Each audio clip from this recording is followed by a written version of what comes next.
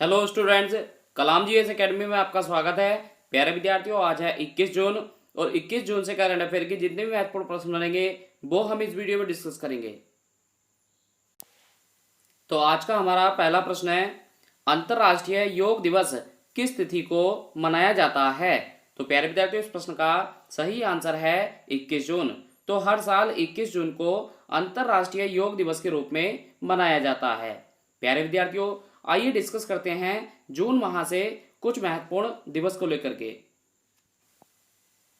Current affair से महत्वपूर्ण प्यारे विद्यार्थियों, महत्वपूर्ण दिवस की अगर बात करें तो 1 जून को विश्व दुग्ध दिवस के रूप में मनाया गया, जिसकी थीम विश्व दुग्ध दिवस की 20वीं वर्षगांठ।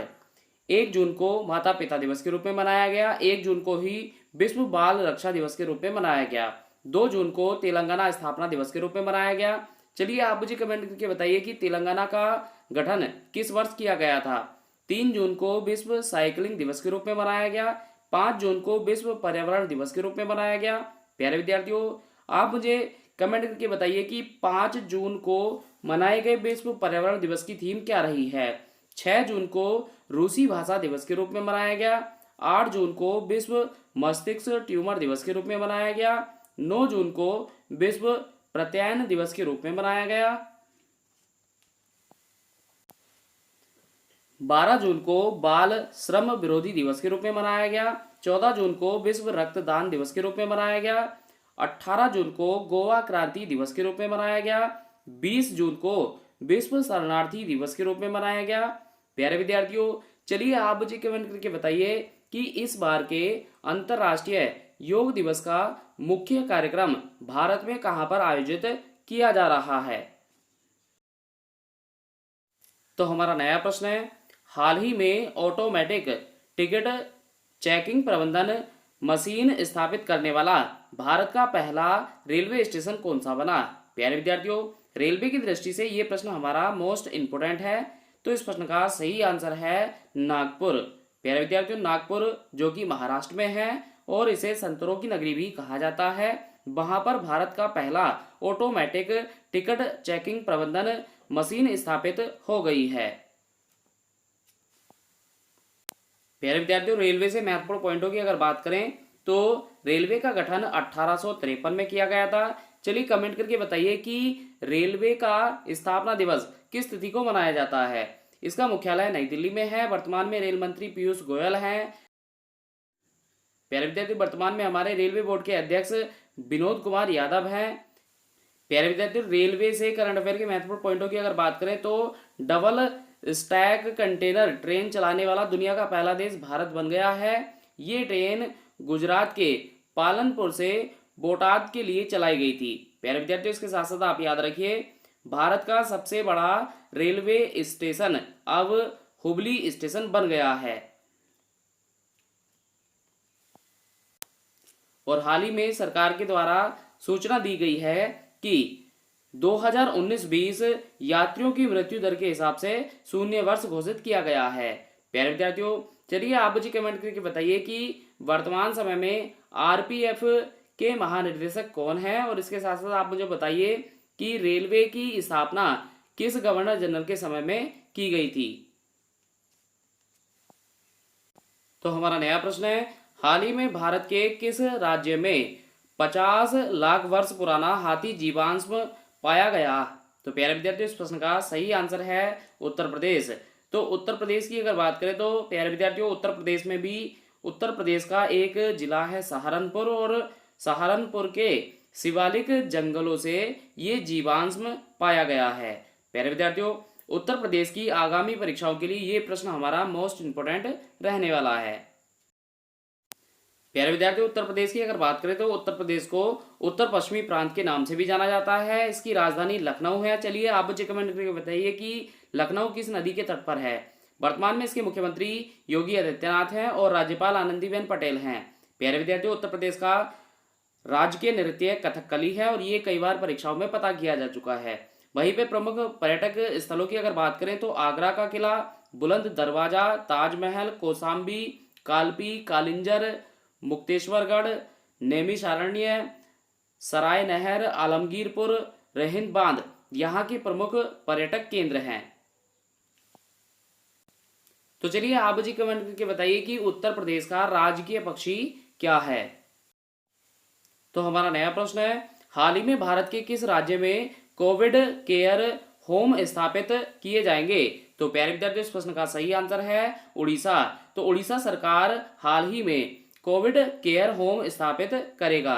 प्यारे विद्यार्थियों, कोरोना महामारी के कारण से कोरोना मरीजों की संख्या को बढ़ते देख करके उड़ीसा सरकार का ये निर्णय किया गया है। चलिए उड़ीसा से संबंधित जो भी महत्वपूर्ण पॉइंट आप जानते हैं मुझे कमेंट करके जरूर बताएं। तो हमारा नया प्रश्न है, हाल ही में भारत के प्रसिद्ध अर्थशास्त्री अमर्त्य सेन को किस देश के द्वारा शांति पुरस्कार से सम्मानित किया गया। तो इस प्रश्न का सही आंसर है जर्मनी। प्यारे विद्यार्थियों, जर्मनी ने हाल ही में भारत के प्रसिद्ध अर्थशास्त्री अमर्त्य सेन को अपने देश का शांति पुरस्कार प्रदान किया है। प्यारे विद्यार्थियों, चलिए आप मुझे कमेंट करके बताइए कि अमर्त्य सेन को किस वर्ष नोबेल प्राइज से सम्मानित किया गया था। तो हमारा नया प्रश्न है, हाल ही में के.आर. सच्चिदानंद का निधन हुआ, उनका संबंध किस क्षेत्र से है। तो इस प्रश्न का सही आंसर है ये सभी। प्यारे विद्यार्थियों, अगर बात करें के.आर. सच्चिदानंद की, तो ये दक्षिण भारतीय फिल्मों के एक फिल्म निर्माता, लेखक व फिल्म निर्देशक के रूप में जाने जाते थे। प्यारे विद्यार्थियों, निधन से संबंधित महत्वपूर्ण पॉइंटों की अगर बात करें तो गुलजार दहलवी जो कि एक प्रसिद्ध कवि थे, इनका हाल ही में निधन हो गया है। प्यारे विद्यार्थियों, इनकी प्रमुख पत्रिका है साइंस की दुनिया, ये आप जरूर याद रखिए। टोनी ड्यून जो कि आयरलैंड के फुटबॉल खिलाड़ी थे, उनका हाल ही में निधन हुआ है। ए वैद्यनाथ जो कि योजना आयोग के सदस्य रह चुके थे, इनका हाल ही में निधन हुआ है। प्रीतम सिंह IIM लखनऊ के पूर्व निदेशक थे, इनका हाल ही में निधन हुआ है। कुरुनजीजा जो कि बुरुंडी के राष्ट्रपति थे, इनका हाल ही में निधन हो गया है। तो चलिए आप मुझे कमेंट करके बताइए कि हाल ही में किस फिल्म अभिनेता ने सुसाइड कर लिया है। तो हमारा नया प्रश्न है, हाल ही में किस बैंक के द्वारा कोविड-19 महामारी कवर हेल्थ पॉलिसी लॉन्च की गई।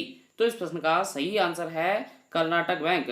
प्यारे विद्यार्थियों, कर्नाटक बैंक के द्वारा हाल ही में कोविड-19 महामारी कवर हेल्थ पॉलिसी को लॉन्च किया गया है। कर्नाटक बैंक की अगर बात करें तो इसकी स्थापना 18 फरवरी 1924 को हुई थी और इसका मुख्यालय मंगलुरु में है। प्यारे विद्यार्थियों, वर्तमान समय में इसके MD और CEO महाबलेश्वर हैं। तो हमारा नया प्रश्न है, भारत किस वर्ष संयुक्त राष्ट्र सुरक्षा परिषद की अध्यक्षता करेगा। तो प्यारे विद्यार्थियों, इस प्रश्न का सही आंसर है 2021। तो 2021 में भारत संयुक्त राष्ट्र सुरक्षा परिषद की अध्यक्षता करेगा।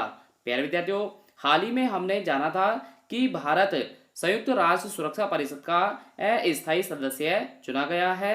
इसके साथ साथ आप याद रखिए, भारत इसका अस्थायी सदस्य 8वीं बार चुना गया है। पहली बार 1950-51 में भारत संयुक्त राष्ट्र सुरक्षा परिषद का अस्थायी सदस्य चुना गया था। इसके बाद 1967-68 में, इसके बाद 1972-73 में, उसके बाद 1977-78 में, उसके बाद 1984-85 में, फिर इसके बाद 1991-92 में, फिर इसके बाद 2011-12 में और अब 2020-21 के लिए ये अस्थायी सदस्य के रूप में चुना गया है। प्यारे विद्यार्थियों, भारत के अलावा आयरलैंड, मैक्सिको और नॉर्वे भी संयुक्त राष्ट्र सुरक्षा परिषद के अस्थायी सदस्य के रूप में चुने गए हैं। प्यारे विद्यार्थियों, चलिए आप मुझे कमेंट करके बताइए कि संयुक्त राष्ट्र स्थापना दिवस किस तिथि को मनाया जाता है। तो हमारा नया प्रश्न है, हाल ही में किस देश के द्वारा मैच फिक्सिंग को अपराध का दर्जा दिए जाने की घोषणा की गई। तो इस प्रश्न का सही आंसर है पाकिस्तान। प्यारे विद्यार्थियों, हाल ही में पाकिस्तान के द्वारा मैच फिक्सिंग को लेकर के इसे अपराध का दर्जा दिया गया है। पाकिस्तान से महत्वपूर्ण पॉइंटों की अगर बात करें तो इसकी राजधानी इस्लामाबाद है। इसकी मुद्रा पाकिस्तानी रुपया है। वर्तमान में इसके प्रधानमंत्री इमरान खान हैं। चलिए आप मुझे कमेंट करके बताइए कि इमरान खान की पार्टी का क्या नाम है। वर्तमान में इसके राष्ट्रपति आरिफ अलवी हैं। प्यारे विद्यार्थियों, हाल ही में कोहाला जल बिजली परियोजना भारत और पाकिस्तान के बीच में विवादित हो गई है। और हाल ही में टिड्डियों के कारण से आपातकाल लागू करने वाला दुनिया का पहला देश पाकिस्तान बना था। भारत से पोलियो मारकर आयात पाकिस्तान के द्वारा किया जाएगा। और भारत और पाकिस्तान दोनों देशों के बीच में रेड क्लिफ रेखा है। प्यारे विद्यार्थियों, वहीं पे अगर बात करें भारत और अफगानिस्तान की, तो इन दोनों के बीच में ड्यूरेंट रेखा है। तो हमारा नया प्रश्न है, 23 जून को होने वाली रूस भारत चीन वार्ता में भारत की ओर से कौन हिस्सा लेंगे? तो प्यारे विद्यार्थियों, इस प्रश्न का सही आंसर है एस जयशंकर। तो एस जयशंकर जो कि वर्तमान में हमारे केंद्रीय विदेश मंत्री हैं और ये रूस भारत चीन वार्ता में भाग लेने वाले हैं। प्यारे विद्यार्थियों, भारत और चीन में चल रहे विवाद को देखते हुए ये प्रश्न हमारा काफी इंपॉर्टेंट रहने वाला है। प्यारे विद्यार्थियों, वहीं पे अगर हम बात करें तो इस संगठन को RIC के नाम से भी जाना जाता है। इस ग्रुप की स्थापना 2002 में की गई थी। तो कल का हमारा क्वेश्चन ऑफ द डे था, हाल ही में भारत के अटॉर्नी जनरल के वेणुगोपाल का कार्यकाल कितने वर्षों के लिए बढ़ाया गया? तो इस प्रश्न का सही आंसर है 1 वर्ष। लगभग हमारे सभी विद्यार्थियों ने इस प्रश्न का सही आंसर कमेंट किया है। तो आज का हमारा क्वेश्चन ऑफ द डे है, हाल ही में भारत के किस राज्य में 18 जून को मास्क दिवस के रूप में मनाया गया? प्यारे विद्यार्थियों, दिए गए सभी 4 विकल्पों में आप हमें अपना सही आंसर कमेंट करें। वीडियो को अंत तक देखने के लिए आप सभी का धन्यवाद।